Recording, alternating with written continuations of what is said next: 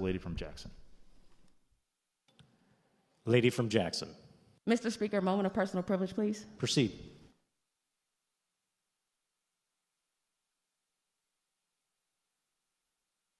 Mr. Speaker, in honor of Black History Month, it is commonplace that the Missouri Legislative Black Caucus will take a few minutes to give the body a quick Black History quip or a little known fact or something like that. I would like to take mine as the first one today, if that is okay with you. Mine will be a little bit longer, so don't think that everybody else's will be longer, as long as mine. And this is an excerpt from a writing from Orson Welles. Surely, my right to have more than enough is canceled. If I do not use that more to help those who have less, I owe the very profit I make to the people I make it from. It being generally agreed that any public man who owes his position to the public, that's what I mean when I say I'm your obedient servant. We must each day earn what we own. A healthy man owes it to the sick all that he can do for them. An educated man owes to the ignorant all that he can do for them. A free man owes to the world's slaves all that he can do for them.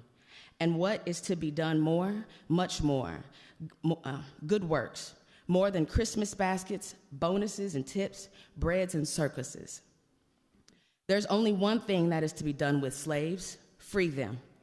If we cannot die in behalf of progress, we can live for it. Sorry, let me repeat that. If we cannot die on behalf of progress, we can live for it. Progress, we Americans take to mean a fuller realization of democracy. The measure of progress, as we understand it, is the measure equally enjoyed by all men. We can do something about that. The way our fighting brothers and sisters looked at it, some of them dead as we speak, the way they looked at it, we're lucky. And we're right, we're lucky to be alive, but only if our lives make life itself worth dying for. Unless we put the gift of life to the hard employments of justice, if we waste that gift, we won't have anywhere to hide from the indignation of history. I want to say this: the morality of the auction block is out of date. There is no room in American century for Jim Crow. Tomorrow's democracy discriminates against discrimination. Its charter won't include the freedom to end freedom. Race hate isn't human nature. Race hate is the abandonment of human nature. But this is true. There are alibis for the phenomenal excuses, economic and social, but the brutal fact is simply this: where the racist lies acceptable, there is corruption. The race haters must be stopped. The lynchings must be stopped. I come in that boy's name, in the name of all who, in this land of ours, have no voice on their own. I come with a call for action. So I call for action against the cause of riots. Law is the best action, the most decisive. It's in the people's power to see that what makes lynchings and starts wars is dealt with, not by well-wishers, but by policemen, and I mean good policemen. Over several generations, maybe there'll be men who can't be weaned away from the fascist vices of race hate, but we should deny such men responsibility in public affairs. Exactly as we deny responsibility to the wretched victims of drug habit, there's also, where there are laws against peddling dope, there can be laws against peddling race hate.